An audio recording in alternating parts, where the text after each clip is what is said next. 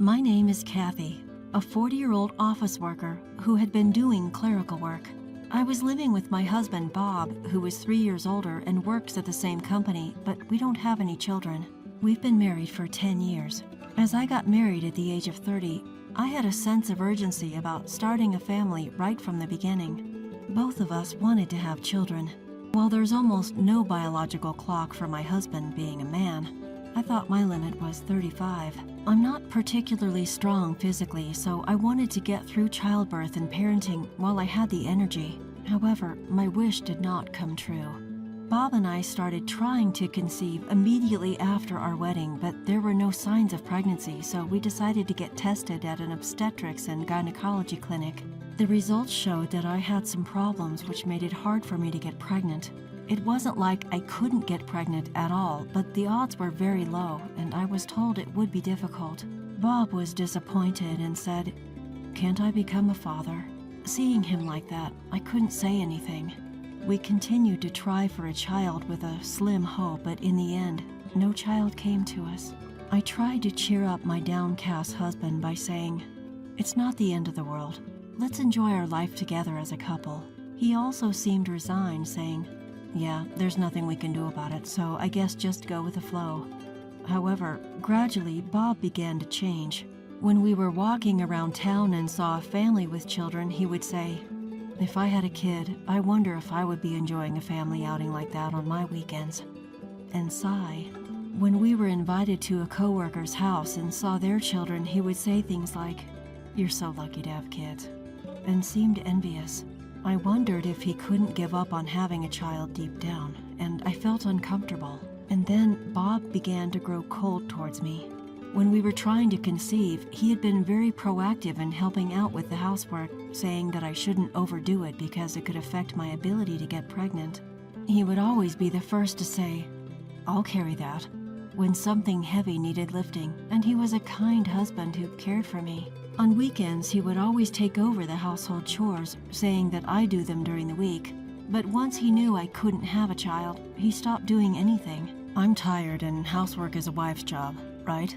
With that, he spends his weekends just lazing around. He was either sleeping or playing with his smartphone. Suddenly, I had more to do, and my health began to deteriorate. When I had a fever or stomach ache, he would say, "I don't know, do it yourself." And he wouldn't even take care of me. I couldn't say anything to him. After all, it was true that I was the reason it was hard for us to have a child. I wondered if I should get a divorce. It was just then, when I thought things were going well, Bob was transferred. Apparently, he was chosen for a big project at one of the affiliated companies. The subsidiary was across the state line, so he ended up moving for work. I naturally thought I had to go with him, but he said, "You don't need to come. I'll be going alone." Hearing those words, I took some time to think. Maybe he was just frustrated and cold towards me because I couldn't bear a child. Living separately for a while might help calm his feelings and we might return to our peaceful relationship. I agreed, saying, "All right, I'll stay here. Take care." I saw him off. After he was transferred, he would return home only about once a month. Even when he returned, he would soon say he was busy and had to go back. That was usual. But I was happy to see him, even for a short time, because if he really disliked me, he wouldn't come back. After Bob went alone, he began to change gradually. At first, he was the same as always, but as time passed, he became kinder. He would bring me souvenirs saying, "I bought something for you, enjoy." Or he would go shopping with me despite having limited time. He would check up on me asking, "Is there anything troubling you?" I completely thought he had returned to his kind self. Initially, his work assignment was for 1 year, but he ended up staying there for 2 years. The project's schedule was significantly delayed. By the time the second year of his assignment came around, he stopped making any remarks about me not being able to have children when he saw families with children in town. Rather, he said, "We couldn't have children together, but I've given up on it." I was relieved to hear that he had given up. 2 years later, he completed his work assignment and returned home to me. "Welcome back. You must be tired." "I'm home. Finally, we can live together." With such calm exchanges, we resumed living together. But those peaceful days quickly crumbled. After returning, he told me something. There's a young girl in my family who had a baby before getting married. She says she can't raise it by herself because she's too young. Would you be open to us adopting the child? He suddenly proposed. Taken aback by the sudden proposition, I asked, "What's going on?" To which he said, "We couldn't have a child after all. I'm suggesting we adopt this child and raise it as our own." Overwhelmed by the unexpected turn of events, I said, "Let me think about it," and ended the conversation, but I felt something was off about his story. His family lived far away and we didn't have much contact with his parents. Our relationship was so distant that we only exchanged Christmas cards once a year. We didn't have a wedding ceremony, so I didn't know his relatives well. Reluctantly considering adopting a child from someone I hardly knew, I told Bob, "Could I meet the child's parents? I'd like to know what kind of people they are." But he firmly refused, saying, "Why does it matter who the parents are? Why are you so interested in that?" "I think it's important to know who the parents are. I want to hear the detailed reasons why they can't raise the child, and first of all, what happened to the child's father." When I pressed him, he flared up and said, "The father ran away, I heard. Stop snooping around about the parents. Being told you suddenly take in a child of a complete stranger, you don't just say, 'Sure, why not?' What on earth are you thinking?" I couldn't help but respond in a harsh tone. Then he shouted, "Enough! If you refuse to take the child in, it's over between us. Get out, right now." I felt as if I had heard his true intentions in those words. He wanted a child at any cost. My existence didn't matter to him. That's what I came to believe. I also felt I had reached my limit. "All right, I'll gather my things and leave then." I quickly packed up my belongings and left our home. That day, having nowhere to go, I found shelter in a motel near the train station. The divorce procedures with my husband went smoothly. We settled everything through a lawyer to avoid any disputes, and issues such as alimony, property division, and other matters ended without any hiccups. Feeling awkward working at the same company as him, I quit and found a new job. I was proficient in using a computer and also had administrative assistant certifications, so I managed to get hired at a small law firm. Adapting to my new workplace took a little time, but somehow I managed to work every day and lead a peaceful life. Having lived separately from my husband for 2 years, I had gotten used to coming home to an empty room. One day, after about a year of this life, my ex-husband appeared at my workplace, and he was holding a small child. Seeing me at the reception, he exclaimed, "Why are you here?" He was in shock. "Why wouldn't I be here? I work here. It's obvious, isn't it?" Upon hearing this, his face turned instantly pale. I was curious about the child he was holding, but first I escorted him to my supervising attorney, and there I learned a shocking truth. "Sir, I've been suspecting that this child, who was born a year ago, doesn't resemble me at all. I'm doubting if it's really mine," he said. "I see. If it turns out not to be your child, what do you plan on doing?" "Of course, I'll divorce my wife. But legally, you can only dispute the paternity of the child within a year of its birth. Even if you take a DNA test and find out that the child is not yours, you would still have to pay child support." "What? You must be joking." "I'm not. There have been such precedents in the Supreme Court as well." I was recording their conversation as a clerk, and while working, it dawned on me. He had cheated during our marriage and had a child from it. Considering the age of the child and the period of pregnancy, it was clear that the child was conceived around a year after he went on a business trip. And then I remembered that he had been unusually kind to me since then. I realized that he might have felt guilty. It seemed like his current wife was his junior from work. Each time he explained something, he would glance at me with a pale face. It was natural. After all, his ex-wife, whom he tried to leave with the child of his affair a year ago, was right there. In the end, he said, "All right, I will take a DNA test first and then reconsider." With these words, he left with a downcast look. I told my lawyer, Mr. Williams, about my divorce from last year when my ex-husband returned at the end of the day.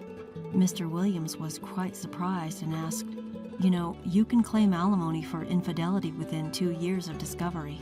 What's your plan? I said, of course I want it. I want to claim it from his mistress too. Well, then let's start the procedures right away. Thank you very much. In the end, I claimed alimony through my lawyer, Mr. Williams, from my ex-husband and his current wife, who was his mistress. To prevent them from evading it, I sent the claim not only to their home but also to their workplaces and his in-laws' place. Then I got a call from my ex-husband right away. What's this claim about, huh? It's an alimony claim for your infidelity. We're already divorced. There's no way I'm paying alimony. That's not true. You can claim alimony for infidelity within 2 years of its discovery. We divorced a year ago, and your infidelity just came to light, so it's well within the claim period. At that point, a woman's voice I didn't recognize told him to change, and she took the phone. Hello? What's with this claim? Caught off guard by her sudden outburst, I asked, who am I speaking with? I'm his wife. Take back at least my part of this claim. But it's only natural to claim alimony when I've been cheated on. Listen here, he said he was single.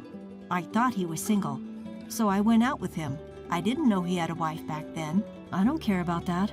Even if you lied about being single, the fact that you had an affair with my husband doesn't change. I'll take a neat $20,000 from each of you. Our child will need money as they grow. There's no way we can afford such a huge amount of $40,000. That's not my problem. You're working too, and he's in a decently high position, so I don't think there's a financial issue. You know, because you sent that claim, he got demoted and had a pay cut, and I got downgraded from a full-time employee to a part-time one, and my income dropped. We can't afford to pay such a huge amount, she said, hysterical. Well, then ask your parents to cover it. I won't back down one bit. I absolutely won't pay. I'm not paying, she shouted, and he came back on the phone. Just as my wife explained, we are going to be in a tough financial situation. Could you please drop the claim? No, I absolutely won't drop it. By the way, let me tell you something good since we're at it, I said to him. What's that? Do you remember we had a fertility test a few years ago? Oh, yeah, we did. Although it turned out that I had a problem, actually, the test results showed that you also had a problem. What? You're kidding, right? It's true. It's true that I had a problem, but you did too. But at that time, I was shocked and didn't want to hurt you, so I kept it a secret. I still have the paper with the test results. Want me to send it to you? When I said that, he muttered, It's a lie. It's a lie. Probably the shock had him tuning out everything else. Truth be told, the doctor at that time did say there was indeed a significant issue on my end, but my husband Bob also had his fair share of problems.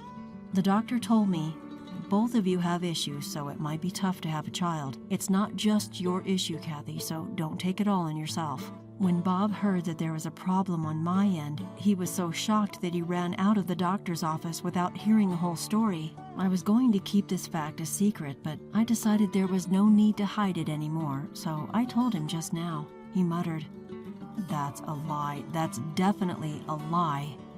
To him, I said, All right, let's leave it at that. I'm busy. And I hung up the phone. After that, I managed to get exactly $20,000 in total for emotional distress from each of them. $40,000 in total. She didn't want to pay, so it seems Bob took on the entire burden. Afterwards, it appears Bob did have the child undergo a DNA test. Turns out the child is not his, just as he feared. Apparently, he's considering divorcing with his wife, but since he'll have to pay child support and emotional distress compensation to her, he's forced to continue his reluctant marriage with his current wife, who was his affair partner, as he doesn't even have the financial leeway due to his demotion. The reason he wanted me to raise his child with his affair partner, it turns out, was because the affair partner is quite a strong-willed woman. He told me himself, when he came to pay the emotional distress compensation, that if he had custody of the child, he planned to find some excuse to break up with her. Recently, his relationship with his wife has become strained, and the atmosphere at home is tense. At work, everyone looks down on them as the adulterous couple, and he seems to be having a tough time. As for me, I'm completely used to my single life and living peacefully. I have plans to go on a trip with my friends during the next long holiday. Even though I'm alone now, my days are fulfilling with work and socializing with friends.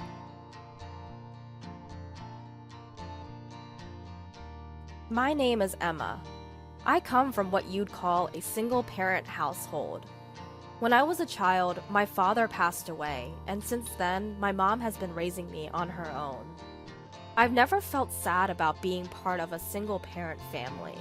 Although I couldn't spend much time with my hard-working mom, I genuinely admired her as a woman, as she labored tirelessly to maintain the architectural design firm she and my father had started.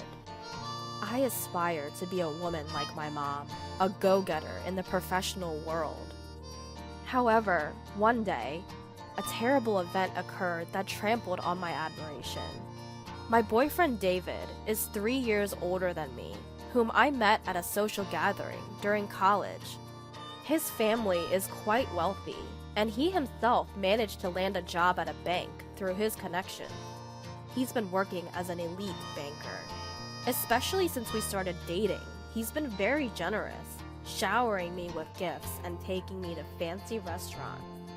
He can be a bit indecisive at times, but he's kind and a wonderful guy. Recently, David and I talked about our marriage. I just graduated college this spring and started working, so getting married to David right away seems difficult. Plus, I still want some time for myself. But we both agreed that it would be nice to become a family together in the not-so-distant future. So today, I'm meeting David's parents, who will be my future family.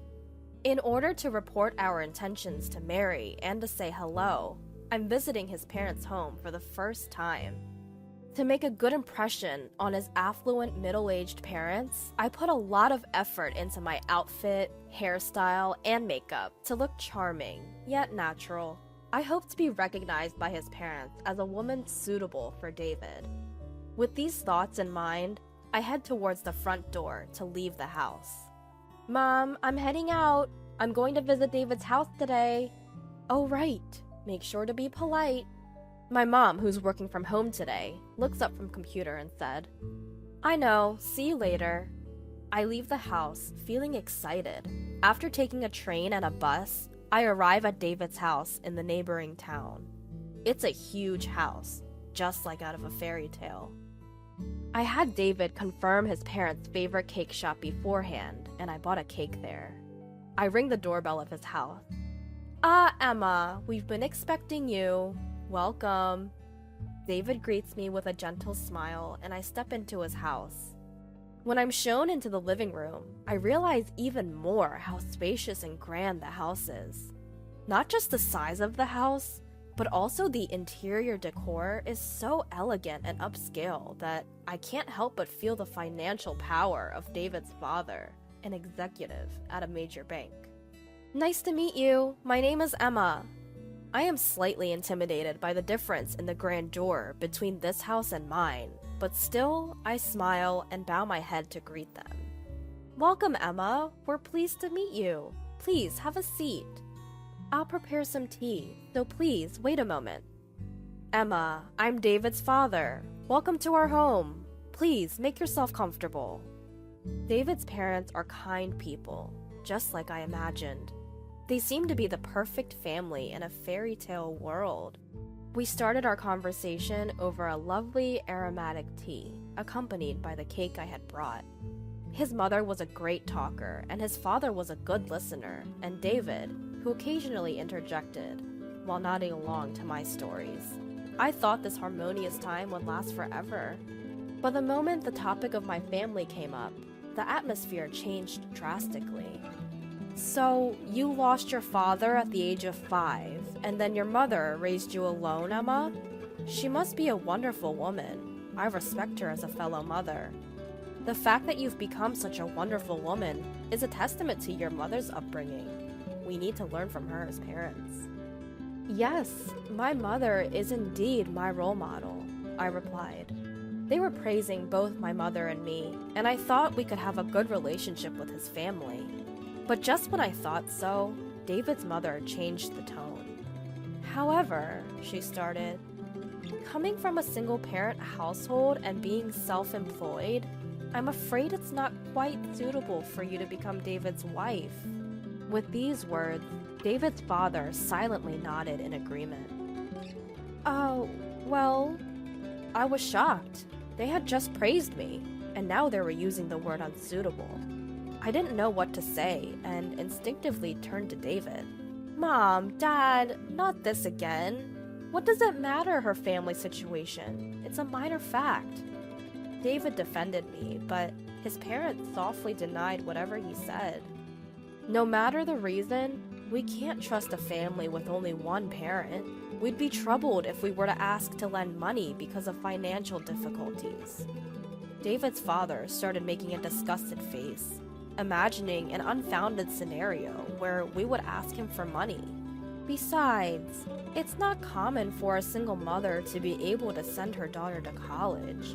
It makes us suspicious if there was another man's support involved. We can't accept a loose woman as a family member. Our family has been bankers since my grandfather's time. David's mother spoke ill of my mother, whom she had never met or even seen. Bankers value trust above all else, you know. Their words, which were not outright slander, hurt even more. David tried to fight back, but it ended with him losing the argument, leaving me out while the three of them argued. We can tolerate you dating her just for fun, but you need to rethink about marrying her. The lifestyle levels are too different between you and this girl. I think you'll end up breaking up due to differences eventually. David couldn't say anything back. He just silently listened to his parents. Finally, he turned to me. With his head bowed, he said, I'm sorry, Emma. I can't marry you after all. What? I'm from a single-parent family, but do I have to give up marrying you for that reason? I don't want to say this either. Please, don't blame me. You knew about my family situation from a long time ago, didn't you? You even met my mother. Do you also think that my family and I are unsuitable for your family? David, who was usually indecisive in times like this, said nothing. But I think his silence was the clearest answer. He must have thought that marrying me wouldn't be a good match, just like his parents said. I felt sad.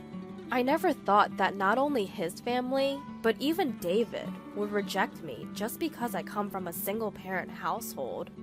Emma, please, just go home, he finally said with his strained voice.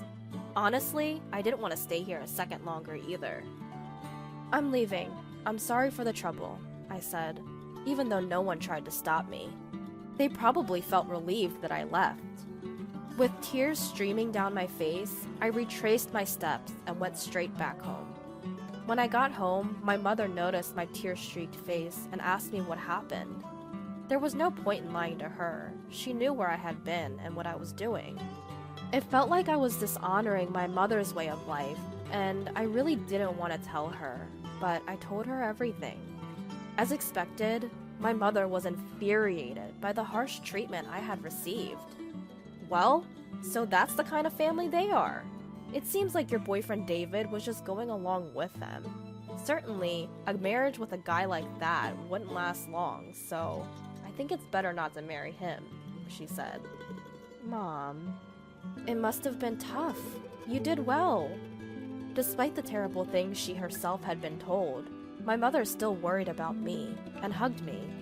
Then she asked me about David's father's job as a banker. Which bank does David's father work for? I remember the name of the bank clearly, as David often bragged about it. When I told her, she seemed to understand something. Emma, your mom might not earn a lot and you don't have a father in the house. It's okay to feel unlucky about that. But remember, you should never feel embarrassed or inferior. After your father left, I raised you always believing this. So I will never forgive David and his family, she said. Even though I had cried my eyes out on the way home, tears began to well up again. My mother's words reminded me of something important. I love my mother very much. I admire her hard work, and I want to be just like her someday. It's ridiculous to deny my admiration for her, for the sake of David and his family, who trampled on it for such a trivial reason. The next day, my mother said to me, "I checked, and as I thought, our company does have dealings with David's father's bank. I don't want to deal with a bank where the father of a man who dumped my daughter so harshly works, so I'm going to cancel the contract. I'll explain the whole situation. I don't know what will happen, but if they say trust is important, let's make sure they understand that they no longer have my trust." She called the bank right when it opened, bypassed the loan officer, and asked for the branch manager. "Branch manager? We're terminating our dealings with you."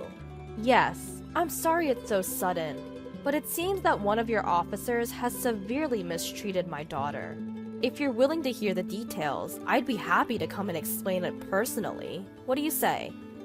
I heard my mother's conversation just before I went to work. I knew she was going to terminate the contract, but I didn't know what would happen next.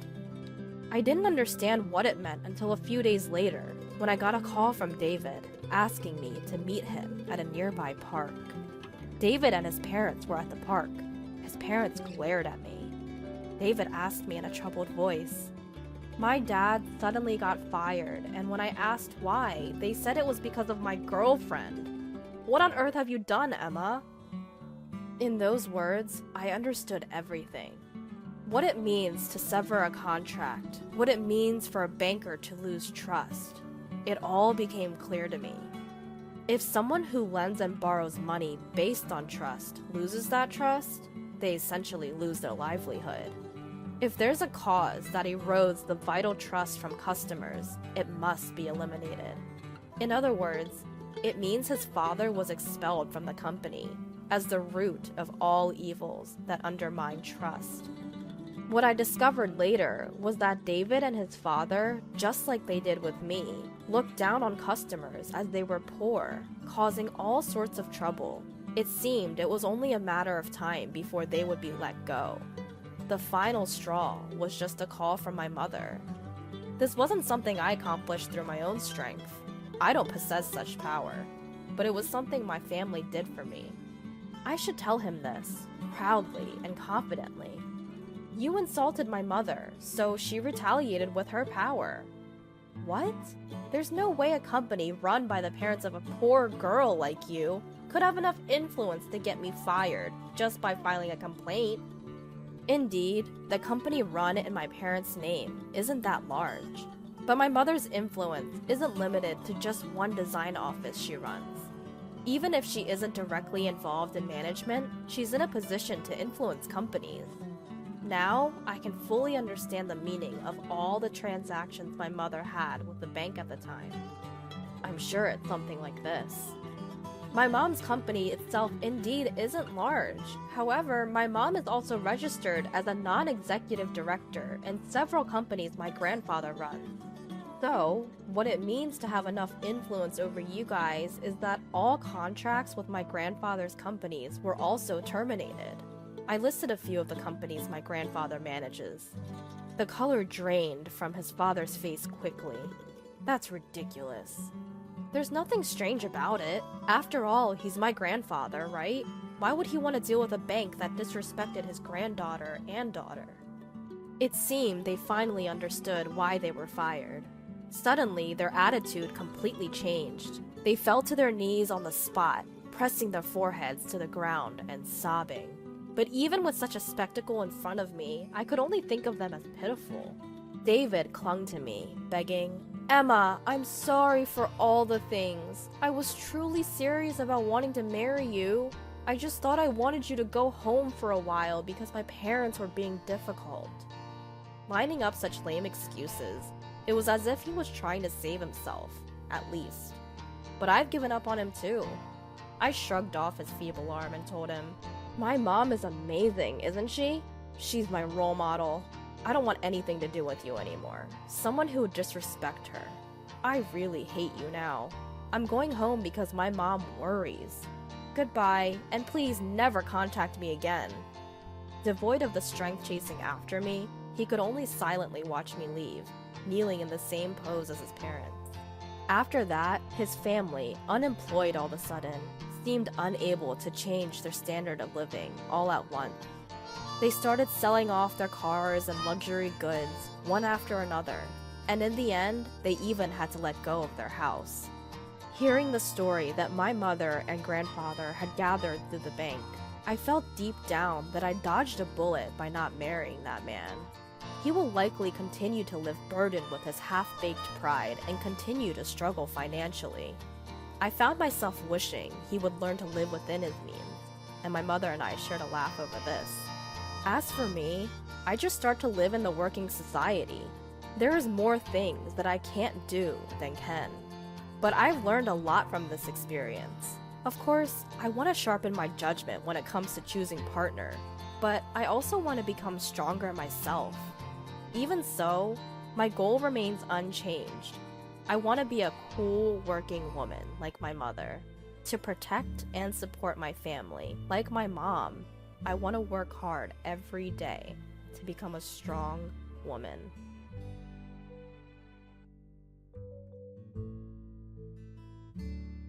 I can't stand the cold. My body aches. I woke up from the chills and intense pain in my joints. A stark white square room. Where am I? There's an IV tube extending from my arm. It looks like a hospital. Someone is looking down at me with concern. Catherine, are you okay? I found you collapsed at home, so I called an ambulance. When I squint, I can see that it's my mother. Hearing her voice, I feel relieved. Mom, thank you. You saved me. As I respond, my mother presses her fingers to the corners of her eyes. It seems I've worried her a lot. My 4-year-old daughter is tightly holding my hand. Poor thing. Her eyes are filled with tears. How did things come to this? I remember the hellish days. I'm Catherine, a 35-year-old stay-at-home mom. My husband Bob and I got married after dating at work. Initially, it was just the two of us living together. And a year later, our daughter Anna was born, and we were happy. But then, my mother-in-law fell ill and needed care, so we were asked to move in with Bob's family. My mother-in-law was kind, and I got along well with her. But with caregiving came the need to quit my job. As I hesitated, Bob pleaded with me, promising to help and involve his sister who lived alone in a nearby apartment. So I agreed, feeling it was impossible to abandon my mother-in-law. I quit my job to take care of her. I lent her my shoulder when she needed to go to the bathroom, walked slowly while supporting her body, and made porridge, soft-cooked dishes, and fruit juice for her when her appetite waned. I wiped her body with warm towels. To keep her spirits up, I carried Anna on my back and took my mother-in-law out for walks in her wheelchair, trying to make her life as comfortable as possible. It was hard to watch my mother-in-law's health deteriorate as she battled her illness. Bob, who had said he would help with caregiving, seemed to have no intention of doing so and left everything to me. His sister Rachel didn't even show her face. I felt deceived, but I had already quit my job, and I couldn't just leave my mother-in-law as she was. So I just endured the situation. Catherine, thank you. You're treating me better than my own daughter. I really appreciate it.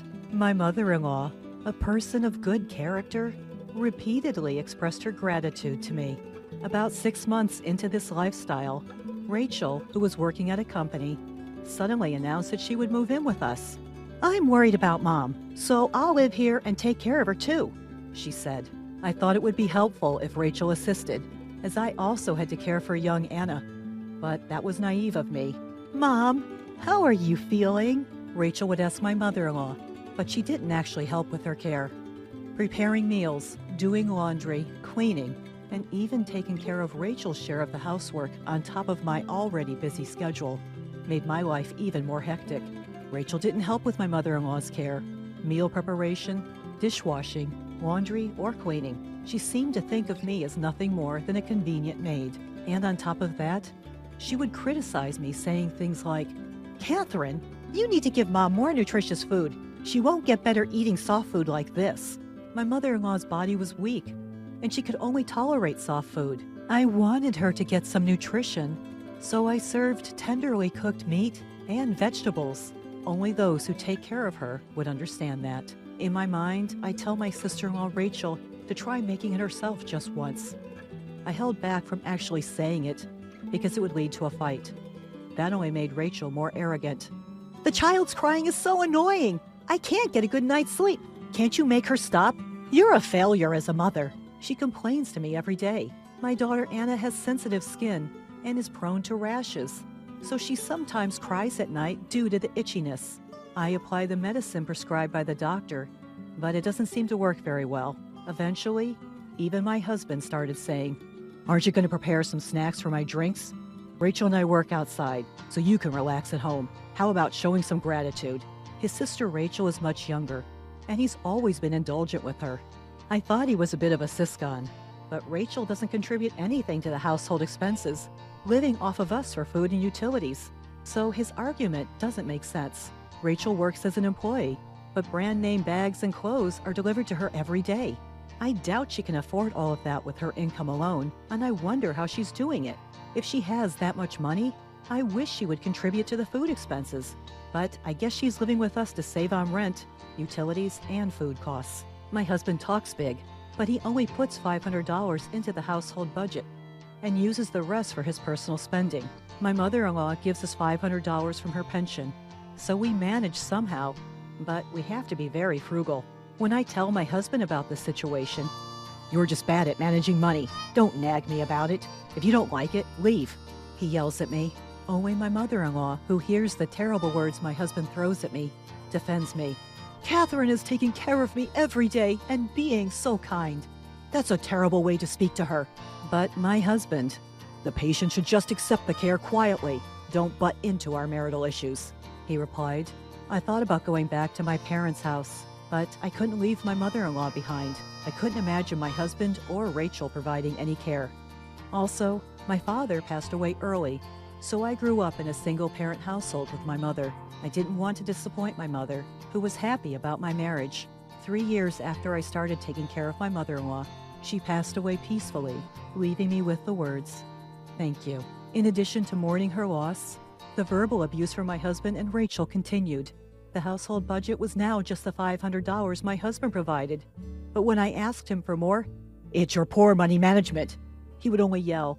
I had to use the money I saved when I was working to make up for the shortfall. I had set aside the money for Anna's future education. But looking back, I was barely holding myself together at the time. So when my husband and Rachel blamed me, I felt like I was in the wrong and became more submissive. My husband would say, "You're useless at everything." And Rachel would add, "That's right. You can't even do housework properly, which was your only redeeming quality. There's no point in you being alive." To that, all I could say was, "I'm sorry. I'll be more careful from now on." Only my 4-year-old Anna stood up for me. "Mommy isn't useless. Don't say such terrible things." She started standing in front of me, spreading her arms as if to protect me. I think I was living solely for Anna, trying to stay strong for her. But I lost my appetite and kept losing weight. One day, I felt sluggish, shivering, and woke up. Couldn't get up, but had to make breakfast. Took my temperature. 104 degrees Fahrenheit? No way, must be a mistake. Checked again. 104.8 degrees Fahrenheit. It was correct. I heard Bob yelling, "Are you still in bed? What about breakfast?" When I told him I had a fever, he said, "Don't use your fever as an excuse. Hurry up and make food," and dragged me out of bed by my hair. I could hear Rachel's footsteps approaching. "Hey, my blouse isn't ironed. What are you doing?" I desperately got up, made breakfast, and ironed the blouse. "Look at that miserable face so early in the morning." "Seriously, you're so useless." The two of them left for work, slamming the door behind them. "Mommy, are you okay?" Anna came to me, looking worried. "I'm fine, sweetie. You must be hungry, right?" I fed Anna some bread, took her to daycare, and came back home, collapsing on the sofa. I fell asleep right away. I woke up coughing violently. Before I knew it, it was evening. In a panic, I went to pick up Anna from daycare, and she was waiting there all alone. The teacher in charge said, "I was just about to call you since you were late. You don't look well. Are you okay?" But I couldn't afford to be pampered. I took Anna home and hurriedly prepared dinner. I couldn't go shopping, so I made do with what I had. When Bob and Rachel came home, they started yelling, "What is this disgusting-looking food? Is this what I get after working hard all day?" "It looks like pig slop. The mushy appearance is just like it." "I can't eat this." With that, Bob threw the food into the trash. "It's not fair. I wasn't feeling well, but I tried my best to make it." I snapped back, but it only made Bob angrier. He fetched a bucket of water and splashed it on me. "You said you have a fever, right? This should cool you down. Rachel, we don't have to eat this terrible food. Let's go out to eat." Hearing that, Rachel happily agreed. "Yay! We get to eat something delicious today!" And the two of them left together. Anna, worried, brought me a towel. "Mommy, are you cold? Daddy is so mean." While saying that, she wiped my wet face with her tiny hands. "Thank you, Anna." And then, just like that, my consciousness began to fade. I can't stand the cold. My body hurts. I woke up shivering and in pain all over my body. A completely white square room? Where am I? There's an IV tube extending from my arm. It seems like a hospital. Someone is looking down at me with concern from above. "Catherine, are you okay? I found you collapsed at home and called an ambulance." Squinting, I realized it was my mother. Hearing her voice, I felt relieved. "Mom, thank you. You saved me." As I replied, my mother pressed her fingers to the corner of her eyes. It seems I had caused her a lot of worry. My daughter Anna tightly grasped my hand. Her eyes were filled with tears. "But Mom, why did you come home? You rarely come, right?" When I asked, "Anna called me. She was crying, saying, 'Grandma, help! Mom won't wake up,'" my mother said. So it was Anna who saved me. "Thank you, Anna. You called Grandma all by yourself. That's great." As I praised her, "Anna remembered what she practiced with Mom. I did great, didn't I?" She seemed happy. We had practiced how to call Grandma in case of an emergency many times. We had set up speed dial, so it was easy to call, but I never thought it would save me. I'm a failure as a mother for making my 4-year-old worry. I must become stronger for her, I vowed in my heart. "Still, why did you endure until you got pneumonia? You were soaking wet, too," my mother asked, and I decided to tell her everything. As I finished speaking, my mother's face trembled with anger. Her lips tightly pressed together. "Catherine, don't give up.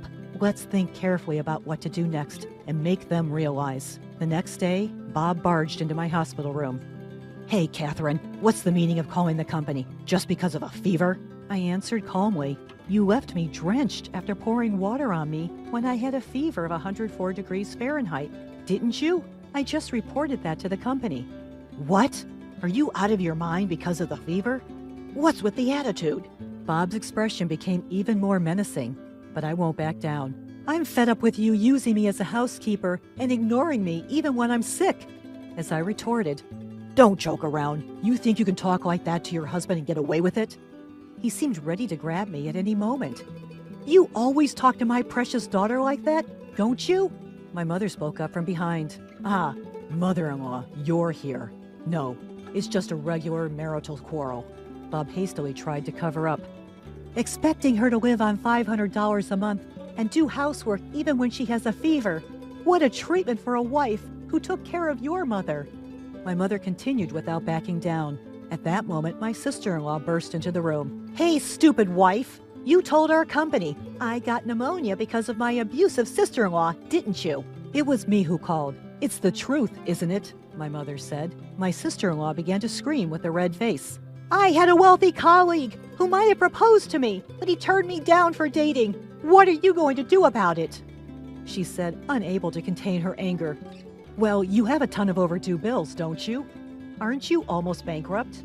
You may want to marry someone and saddle them with your debt, but that's not right," I replied, hitting a nerve as she glared at me. "You better be prepared since it's your fault that Rachel and I were humiliated at work." I used to be intimidated by such remarks, but now I could calmly look at Bob and argue back. "I intend to divorce you. I don't need to prepare for anything since we're cutting ties," I told him. Bob's face turned red, and his fists trembled with anger. Seeing his reaction, my mother sternly said, "I'll take in my daughter and granddaughter. I'll demand proper compensation for the pain you've caused my daughter, as well as child support for Anna. I can't believe I didn't realize you were such a terrible man. You old hag. If you show weakness, you'll just take advantage of it. I'll make you suffer, Bob shouted, raising his fist to threaten my mother. At that moment, someone from behind said, "That's quite an aggressive way to talk." Bob's face paled as he saw who it was. "Mr. President, what brings you here?" The one who appeared was the president of the company where Bob and I used to work. Actually, he was a close friend of my late father, and he reached out to me when my father passed away, helping me out in various ways since then. When I consulted him about Bob, he immediately stepped in. "I heard everything you said to your wife and mother-in-law in the hallway. I'm disappointed in you. I'll reconsider how you're treated at the company from now on. You should be the one to prepare yourself." "What?"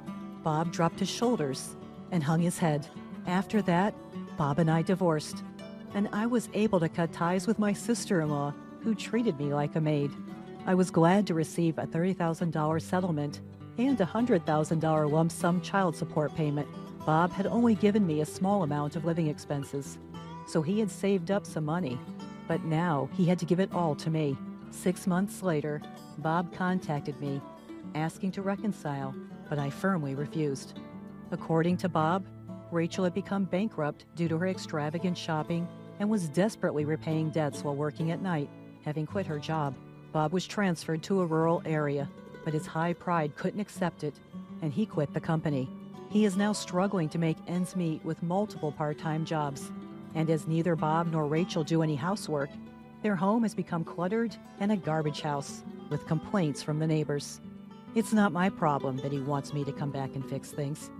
I am living peacefully and happily with my mother and Anna. The president of my former company, who had helped me, invited me to work there again, so I'm thinking of rejoining. From now on, I want to live my life firmly for Anna's sake.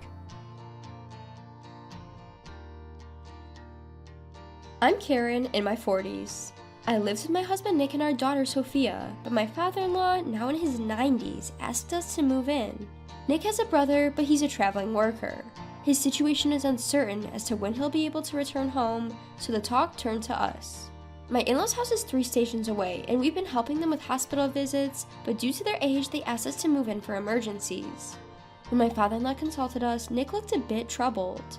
His mother favored his older brother a lot and used to slander Nick, saying, "Your brother is so smart, why are you such a failure? Your brother will inherit this house, you should find a job and leave." I'm not sure if my father-in-law knew about this, but he said, "Your mom is looking forward to living with you guys too."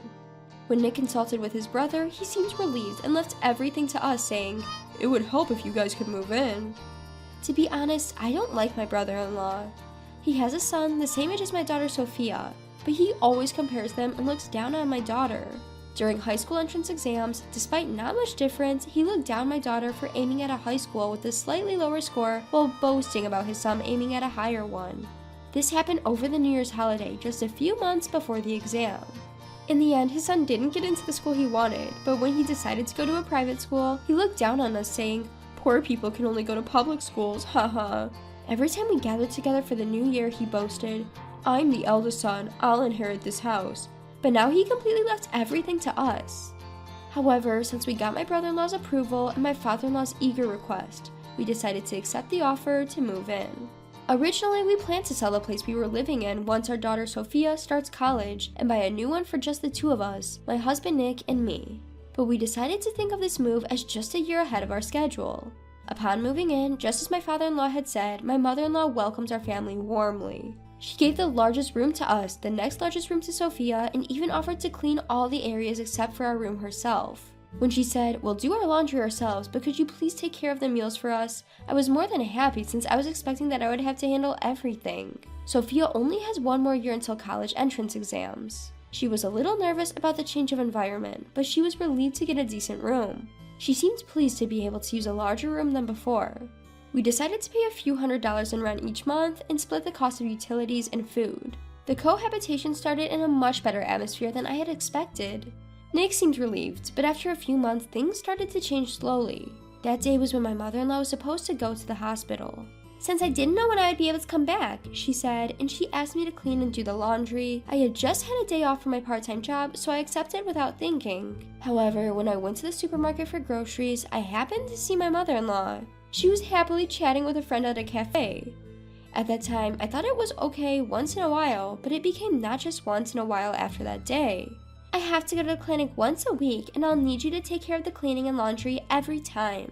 My mother-in-law says this apologetically, but I'm skeptical about whether she's really going to the clinic. She eats 3 meals a day and snacks in between. She is lively every day, sleeps well, and from my point of view, she seems healthy.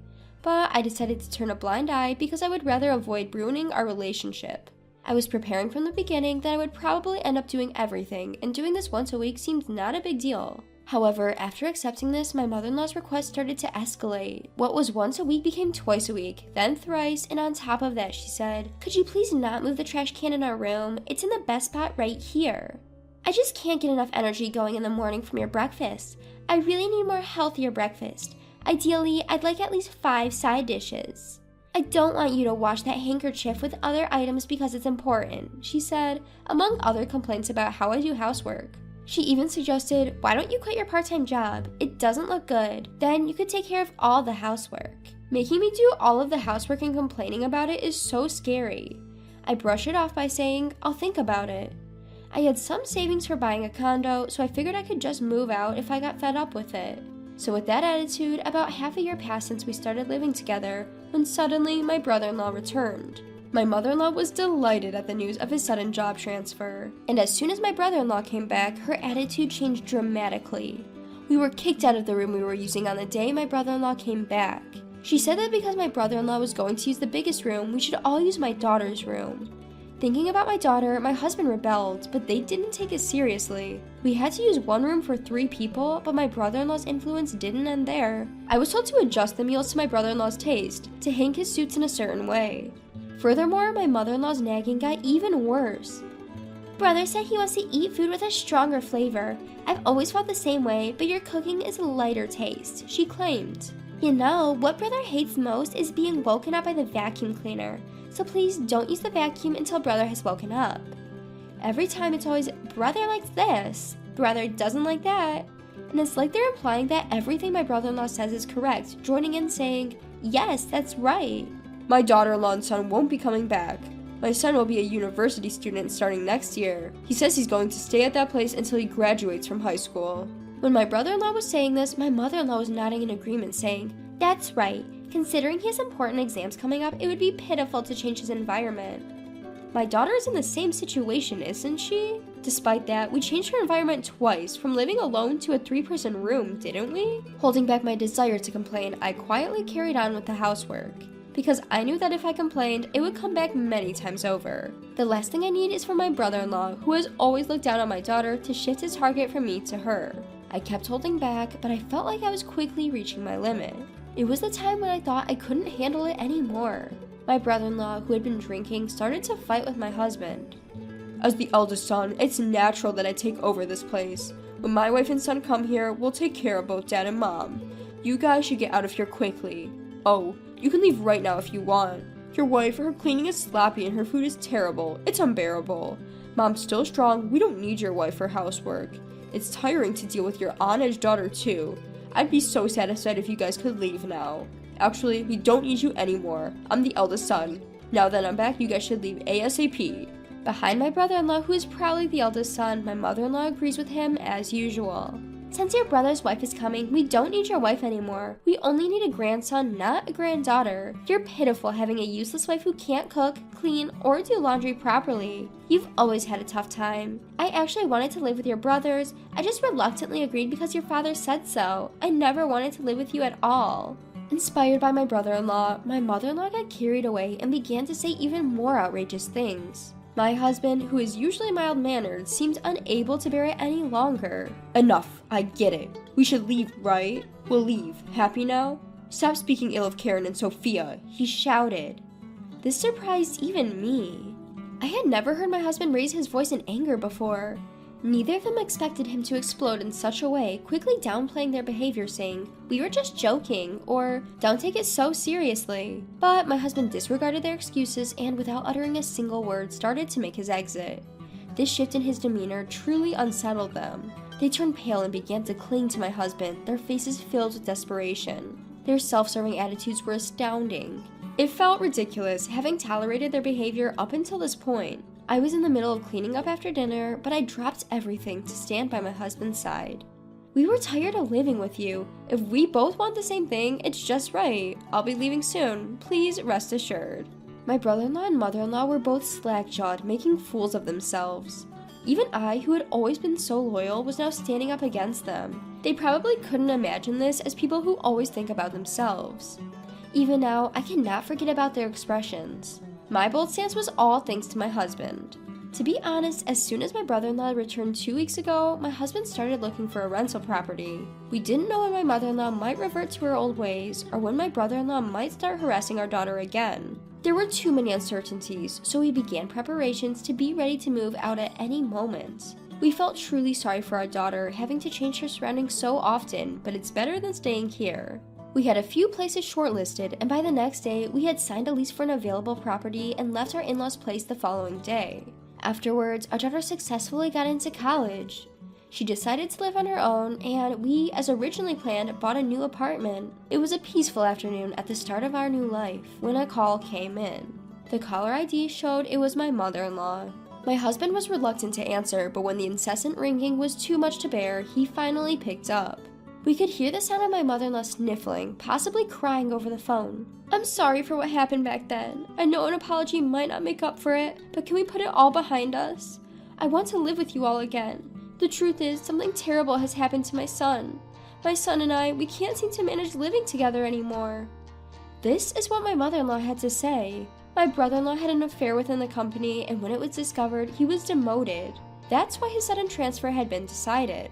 It seems his salary has dropped significantly, but my mother-in-law, who was indulgent with my brother-in-law, had not been receiving rent or living expenses from him, so she was oblivious to his situation until now. My brother-in-law thought he could keep the truth from being discovered, but a single letter shattered his scheme. It was a letter of proof sent by his wife. My brother-in-law, under the impression that his affair was not known, had passed off his demotion as a transfer, but his wife knew everything and seemed to have sprung divorce on him as soon as their son started college. On top of the fact that it was already difficult to live on my brother-in-law's income alone, he was saddled with alimony and child support payments, pushing him into a situation where he had no choice but to go into debt. It seems that my mother-in-law wanted to rely on my brother-in-law after she finished using the money left by her husband, but my brother-in-law was demoted and the debt led to a divorce. She won't have anyone to rely on for housework and nursing care. That's why she asked for help. "Can't you at least return my husband to me?" My mother-in-law pleaded with a desperate voice. Yes, my father-in-law is currently living with us. My mother-in-law, who could not oppose to my father-in-law, used to hurl abuse at my husband when my father-in-law was not present. And when she would complain about me, she always made sure that my father-in-law was not around. However, once my brother-in-law moved back, she seemed to think it was okay if my brother-in-law was there, and she started complaining in front of my father-in-law as well. When my husband confessed to my father-in-law about my mother-in-law's past abusive behavior, my father-in-law, who had not known about it, apologized to my husband. "I'm sorry I didn't realize it sooner. And then I went ahead and suggested we all live together. Just do whatever you guys want." Those were my father-in-law's words, but my husband seemed to be worried about leaving him with my mother-in-law and brother-in-law. That's when I suggested that my father-in-law should move in with us. And so we ended up living together in the new house. Although my father-in-law was quite taken aback by my mother-in-law's behavior, he left her a decent amount of money, probably because of their long history together. Well, if he continued that life, he would have had it for a year. "Dad says he wants to live with us. We no longer intend to live with you, Mom, so don't start asking us for favors now." My husband quietly stated that and then hung up the phone. I would have liked him to say more, but given the significant damage already done, I decided it was good enough. According to what we later heard from my father-in-law, my mother-in-law apparently started working part-time at a convenience store despite her old age. As for my brother-in-law, he was unable to repay his debts with just his regular job and seemed to be working extra hours, even during the night and on his days off, sparing little time for sleep. They seemed to be enjoying their life of debt together. On the other hand, thanks to my father-in-law contributing half of the cost to our apartment, we have plenty of breathing room in our lifestyle. We are planning a trip with him to our daughter's place during the upcoming long weekend. We're looking forward to staying in a luxury hotel and seeing our daughter again after a long time.